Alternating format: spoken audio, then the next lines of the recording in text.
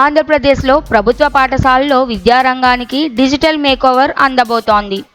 మంత్రి నారా లోకేష్ తాజా సమీక్షలో కీలక ఆదేశాలు జారీ చేశారు. రాష్ట్రంలోని అన్ని ప్రభుత్వ ఉన్నత పాఠశాలల్లో కంప్యూటర్ ల్యాబ్లు, ఇంటర్నెట్ సదుపాయాలు ఏర్పాటు చేయాలని అధికారులను ఆదేశించారు. విద్యార్థుల భవిష్యత్తును దృష్టిలో ఉంచుకొని బోర్డ్ ఆఫ్ సెకండరీ ఎడ్యుకేషన్ను పునర్వ్యవస్థీకరించేందుకు నిర్ణయం తీసుకున్నారు. అటల్ టింకరింగ్ ల్యాబ్స్ ద్వారా పాఠశాలలో స్టెమ్ ప్రాజెక్టులు, నైపుణ్య అభివృద్ధి కార్యక్రమాలను అమలు చేయనున్నారు. ఇక సెప్టెంబర్ 1 నుంచి నైపుణ్య పోర్టల్ ప్రారంభించనుండగా ఉద్యోగాల కోసం యువతకు సహాయం చేయాలన్న ఉద్దేశంతో జిల్లాలోని ఉపాధి కల్పన అధికారుల పోస్ట్ను నైపుణ్య అభివృద్ధి అధికారిగా మార్చే పనులు మొదలయ్యాయి.